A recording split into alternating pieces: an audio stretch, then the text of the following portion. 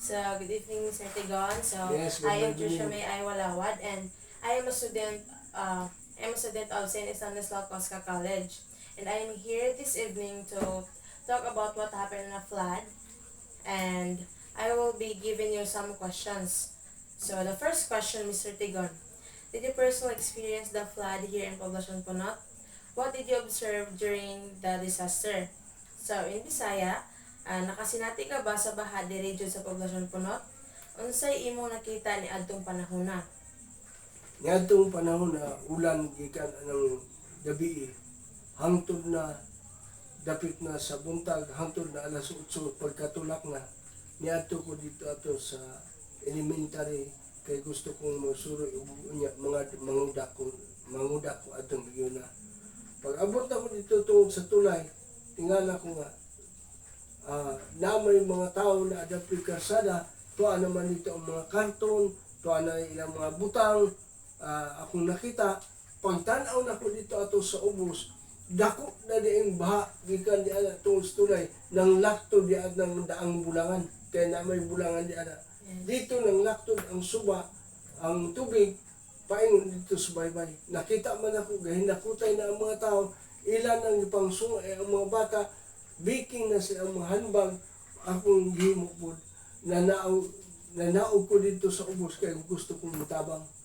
then nagpangamay man ang uban dito dapit sa tabok isip tabok kay na may suba akong itabangan sila pasaan po ko atong mga bata din ako kami muna kinsa to nga pamilya akong ang ako nga ginapas ang nga bata mo na nahitabo sa 1996 gamay pa na skim-kim ug niya hangtod to na human tabang ko hakot unya niya tungtungo na nalipay ko na uban kay ngano siya may kay tabang ka ng ubang taon ang kudakir din sa pulot ni apil hakot sa mga butang kung kailang salamat kay inyong misis nga nasalbar pa yung taon mo mo na akong isulti sa uban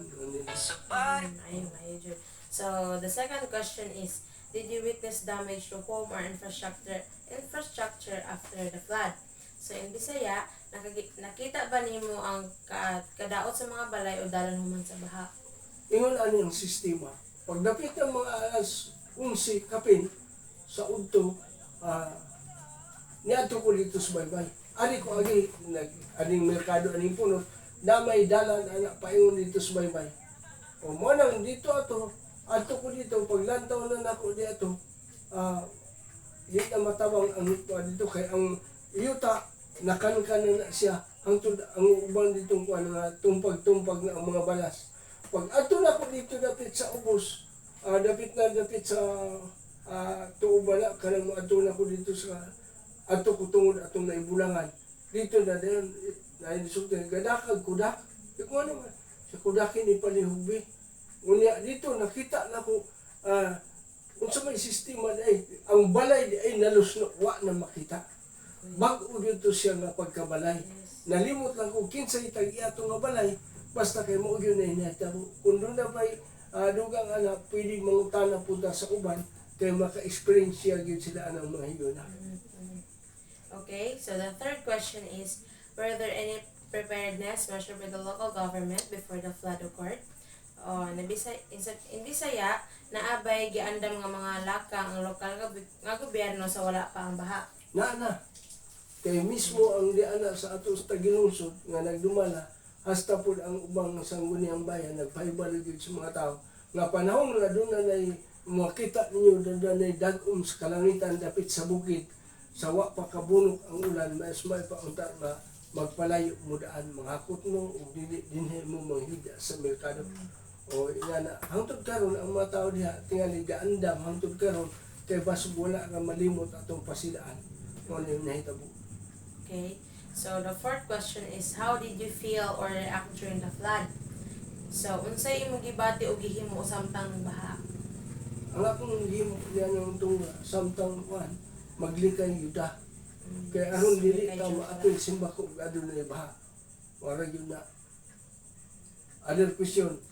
So the last question, Mr. Tigon, what suggestions do you have to prevent future flooding in the area? So, Sa Bisaya pa, unsay imo ika-suggest or imo ikaingon para malikayan ang baha sa umaabot. Ang akong ikadugang paalam ni ana, ang akong ikasuggest ni ana, alang ni atong mga katawhan din sa ato sa Sidalman, ilabi na bisan asa din sa ato nga palibot. Kung doon na likigan na sila kahoy nga pagatag-on, ang maayo ana nga ilang gitaga para himubalay ba ang mga kahoy na naa sa ilang yuta, ilaon tang hulipan ug tanom. Para di Katong wala pa makatanom, manghinautang nga sila unta mananom. Kay para kanang magtanom ka og mga kahoy diya sa iyong palimot, ilabi ng lubi. Mao na makapugong pagbanla sa yuta. Mao na lang makapugong-pugong anam ni ana. para di na mo pa ng Para ang ato nga dili na mainas ang atong mga kayutaan. Yes, Paingon diari sa ubos. Mao ra gyud ni kasulti ug sa tanang mga dapit sa pagkakaroon ug ako'y pasultihon sa bisan asa. Katong na mga yuta nga kinahanglan unta mananom og kahoy kay main lang ilang ibaligya ba o yung paghimugbalay release na po nila. o ron ilan na po ilisan o makataga sila ilisan na po nila sa pagtanom. Mara na akong ikasulti. Og maora po to no. Og daghang salamat Mr. Tigon sa yung pagtubag sa akong mga Yes, salamat po sa tingala nimo. Kaya siya may walawan. Yes, amang kag-eskwela to. Sa ako St. Stanislaw Cosca College. Salamat. Maayo ang imong pag-eskwela. Manghinaot doon na pa'y kalambuan. Sige, salamat kayo Mr. Tigon. Sige, sige. Salamat. Thank you.